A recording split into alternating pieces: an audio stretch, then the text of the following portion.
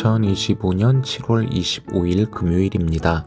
요한계시록 16장 12절에서 21절 말씀으로 매일 성경 말씀 묵상 나누겠습니다. 여섯째 천사가 그 대접을 큰 강 유프라테스에 쏟으니 강물이 말라버려서 해돋는 곳에서 오는 왕들의 길이 마련되었습니다. 나는 또 용의 입과 짐승의 입과 거짓 예언자의 입에서 개구리와 같이 생긴 더러운 영 셋이 나오는 것을 보았습니다. 그들은 귀신의 영으로서 기이한 일을 행하면서 온 세계의 왕들을 찾아 돌아다니는데 그것은 전능하신 하나님의 큰 날에 일어날 전쟁에 대비하여 왕들을 모으려고 하는 것입니다. 보아라, 내가 도둑처럼 올 것이다. 깨어있어서 자기 옷을 갖추어 입고 벌거벗은 몸으로 돌아다니지 않으며 자기의 부끄러운 데를 남에게 보이지 않는 사람은 복이 있다. 그 세 영은 히브리 말로 아마겟돈이라고 하는 곳으로 왕들을 모았습니다. 일곱째 천사가 그 대접을 공중에 쏟으니 성전에서 보좌로부터 다 되었다 하는 큰 음성이 울려 나왔습니다. 또 번개가 치고 음성들이 나고 천둥이 울리고 큰 지진이 일어났는데 이런 큰 지진은 사람이 땅 위에 생겨난 뒤로 일찍이 없었던 것입니다. 그리고 그 큰 도시가 세 조각이 나고 민족들의 도시들도 무너졌습니다. 하나님께서 그 큰 도시 바빌론을 기억하셔서 하나님의 진노를 나타내는 독한 포도주의 잔을 그 도시에 내리시니 모든 섬들이 사라지고 산들이 자취를 감추었습니다. 그리고 무게가 1달란트나 되는 큰 우박이 하늘로부터 사람들 위에 떨어지니 사람들은 우박의 재앙이 너무도 심해서 하나님을 모독하였습니다. 오늘 본문은 대접재앙의 6번째와 7번째 재앙에 대한 그런 내용입니다. 여섯째 대접이 큰 강 유브라데에 쏟아지면서 강물이 마르고 동방에서 오는 왕들의 길이 예비되었다라고 하죠. 그리고 히브리 말로 아마겟돈이라는 곳으로 이 왕들이 모여 엄청난 전쟁이 벌어지려고 합니다. 옛날이나 지금이나 기독교인이거나 아니거나 참으로 많은 사람들이 오늘 이 본문에 관심이 참 많았습니다. 지금도 많고요. 인류 최후의 전쟁이 언제 어디서 벌어질 것이냐. 이 본문이 이것을 예언하고 있다라고 그렇게 믿었거든요. 아마겟돈이 어디냐. 이 최후의 전쟁이 벌어지는 이 곳이 어디냐라고 하는 것에서 참으로 의견이 분분합니다. 히브리어 발음으로 하르마겟돈 이라고 하는데 하르는 산이라는 의미라고 하고요. 그러니까 하르마겟돈은 마겟돈 산이라고 할 수가 있겠죠. 근데 문제는 실제로 이런 지명의 곳이 없다라는 겁니다. 그래서 사람들은 이게 원래 하르무깃도라는 거를 쓰려고 하다가 이렇게 잘못 쓴 거 아닐까 이렇게 또 생각들을 한다고 하지요. 그래서 이스라엘 북부의 무깃도라고 하는 데가 있는데 그리고 이 무깃도에서 약간 구약시대 계속 전쟁이 많이 일어났었습니다. 예. 그래서 여기서 바로 나중에 이제 인류 최후의 전쟁터가 될 것이다. 이렇게 이제 해석을 하지요. 그러다 보니까 이제 이 이스라엘에서 결국 이 전쟁이 일어난다라고 하는 이 땅에서 그렇게 생각을 하다 보니까 2차 대전 이후로 하여간 이 중동과 이스라엘의 갈등이 계속 있잖아요. 그리고 또 이 이스라엘을 편드는 또 뭐 미국이라든지 또 이 중동 지역을 또 잡고 있는 이 이슬람 세력들 그리고 이게 결국은 이제 미국과의 대리전이다 해서 예전에 이제 소련과 지금 러시아죠.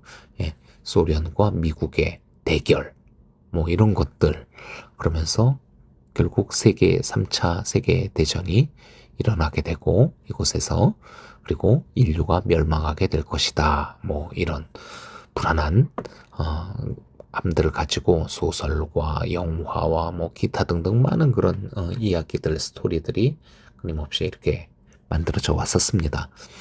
그런데 오늘 본문은 사도 요한 당시의 이 로마 제국 시대의 여기와 관련된 역사적이고 또 정치적인 상황들을 저희가 좀 한번 생각해 봐야 될 것 같고요. 그리고 이 계시록이 인류 멸망과 최후 전쟁, 이거를 예고하는 그런 책이라기보다는 당대와 이후의 교회들을 향한 주님의 위로와 권면의 메시지라고 하는 것을 저희가 생각하면서 좀 해석을 해야 될 것 같습니다.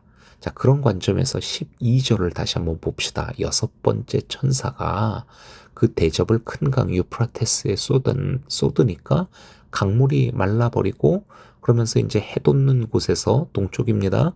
여기서 이제 왕들의 길이 마련되었다. 라고 이렇게 지금 나왔잖아요.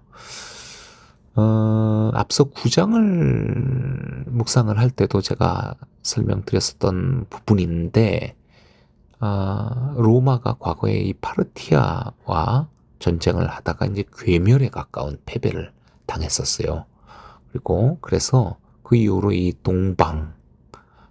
동쪽의 나라들, 제국들, 특히 이제 이 파르티아에 대한 굉장히 큰 두려움을 갖게 되었습니다. 근데 여기에서 이 로마 제국과 이 파르티아 제국의 경계선이 어디였냐면 바로 이 유프라테스 강이라고 할 수가 있었습니다. 그런데 이렇게 로마와 파르티아를 막고 있는, 흐르고 있는 이 유프라테스 강이 마르게 되면은, 그러면 이제 어떤 상황이 벌어지게 되는 거냐면은 동방의 군대들이 어려움 없이 빠르고 쉽게 이 로마 제국을 침공을 할 그런 아주 좋은 여건, 그런 상황이 된다라고 하는 말이죠. 자, 그렇다고 한다면은 사도 요한은 지금 계시록에서 이 로마 제국을 바벨론으로 호칭하고 있거든요. 그러니까 이 교회를 핍박하는 이 로마 제국이 결국 이 뭐 가뭄이 됐든 뭐가 됐든 하여간 유프라테스 강이 마르게 되면서 파르티아와 이 동방의 연합 군대들이 로마 제국을 침략하여서 결국 로마는 그러한 심판으로 멸망하게 될 것이다. 지금 이런 예언, 이런 예고를 하려고 하는 것일까? 자, 그런데 여기서 15절에서 갑자기 좀 뜬금없이 맥락과 다른 어떤 이야기가 나옵니다. 이 주님께서 하시는 말씀인데, 보아라, 내가 도둑처럼 올 것이다. 깨어 있어서 자기 옷을 갖추어 입고 벗은 몸으로 돌아다니지 않으며 자기의 부끄러운 데를 남에게 보이지 않는 사람은 복이 있다. 자, 이렇게 얘기하고 그러고 나서 16절에 다시 이제 앞서 하던 이야기 이어가면서, 자, 여기가 바로 이제 아마겟돈이다. 그럼 그리고 왕들이 모여졌다. 동방의 왕들이 모여졌다. 이 얘기가 나오거든요. 그러니까 이 15절이 지금 이 아마겟돈을 이야기하는 이야기에 있어서 굉장히 중요한 역할이 될 것 같아요. 예. 상관없는 얘기, 뜬금없는 이야기가 아니라 관련이 있는 이야기라는 말입니다. 자, 15절에서 도둑처럼 올 것이다. 너네는 벌거벗고 돌아다니지 말고 옷을 입어라. 예. 그래야 복있다. 이 말씀은 사실 예수님께서 복음서에서 제자들에게 자주 하셨었던 기록된 말씀이었죠. 그리고 또 앞서 7교회 가운데 4대 교회와 라오디게아 교회에 하셨던 말씀이기도 합니다. 자, 기억을 되돌려서 3장 3절 다시 한번 봅시다. 4대 교회에게 예수님이 그러므로 네가 그 가르침을 어떻게 받고 어떻게 들었는지를 되새겨서 굳게 지키고 회개하여라. 만일 네가 깨어있지 않으면 내가 도둑같이 올 것인데 어느 때 내가 네게 올지를 너는 알지 못한다. 이렇게 말씀하셨었죠. 자, 그리고 3장 18절에서 또 라오디게아 교회에게 이렇게 말씀하셨습니다. 그러므로 나는 네게 권한다. 네가 부유하게 되려거든 불에 정련한 금을 내게서 사고 내 벌거벗은 수치를 가려서 드러내지 않으려거든 흰옷을 사서 입고. 네.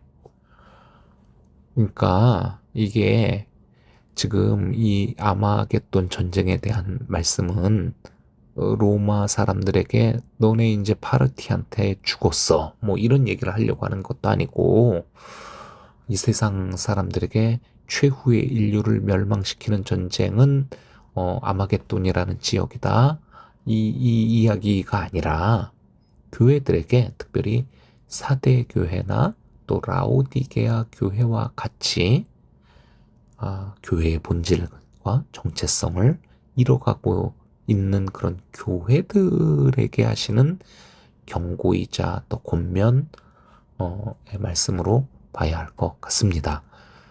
유프라테스 강이 말라서 이 로마와 파르티아 간의 경계선이 사라졌다라고 하는 요것은 교회적인 관점에서 보자고 한다면은 교회와 세상의 경계가 사라져서 세상의 가치관과 원리가 교회로 밀려 들어와 교회가 완전히 세속화되어지는 위험을 겪게 되는 그런 상황으로, 그런 의미로 저희가 볼 수 있을 것 같아요. 그래서 여섯째 대접 재앙은 앞서 계속 진행되었던 재앙의 과정 가운데 정말로 더 치열한 그런 영적 전쟁이 교회에게 지금 닥쳤다라고 하는, 그래서 세상뿐만 아니라 교회가 크게 위협을 받게 될 것이라는 그런 의미로 저희가 볼 수 있겠습니다.